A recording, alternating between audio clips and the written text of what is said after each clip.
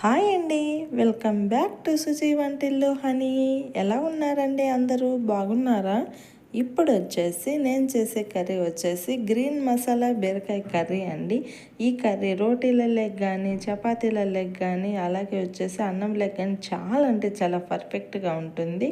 రోజు చేసే కర్రీలాగా కాకుండా ఇలా ఒక్కసారి ట్రై చేయండి, చాలా బాగుంటుంది. ప్రాసెస్ చేసి చూపిస్తాను, చూసేయండి. ఇప్పుడు వచ్చేసి బీరకాయని తీసేసుకుని ఈ విధంగా పై చెక్క అంతా తీసేసుకోవాలి.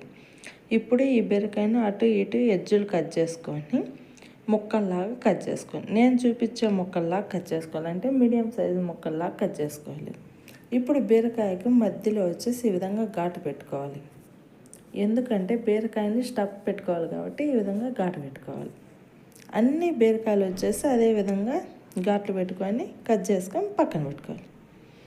ఇప్పుడు వచ్చేసి ఒక మిక్సీ జార్ తీసేసుకొని ఆ మిక్సీ జార్లోకి పచ్చిమిర్చి, అల్లం, ఎల్లిపాయలు, కొత్తిమీర, జీలకర్ర, ఉప్పు, పసుపు, ధనియా పౌడర్, అలాగే చింతపండు, వేయించి పొట్టు తీసుకున్న పల్లీలు, వాటర్ వేసేసుకొని ఈ విధంగా పైన పేస్ట్లాగా చేసుకోవాలి.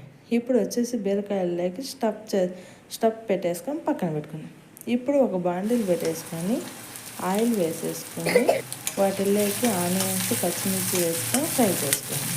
స్టఫ్ పెట్టుకోగా మిగిలిన మసాలాను వచ్చేసి దీంట్లోకి వేసేసుకొని ఫ్రై చేసుకోవాలి. అవి ఫ్రై చేసుకుంటూ ఉండగా వచ్చేసి గుప్పెడు కరివేపాకు కూడా వేసేసుకొని ఈ మసాలా అంతా ఫ్రై అయ్యి నూనె పైకి తేలేంత వరకు ఫ్రై చేసుకోవాలి.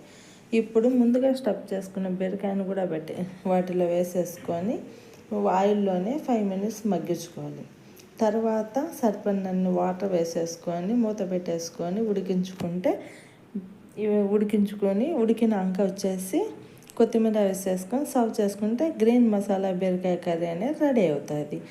ఈ రెసిపీ కనుక మీకు నచ్చినట్లయితే సుజీ వంటిల్లు హనీని సబ్స్క్రైబ్ చేసుకోండి. మరి ఉంటా, బాయ్.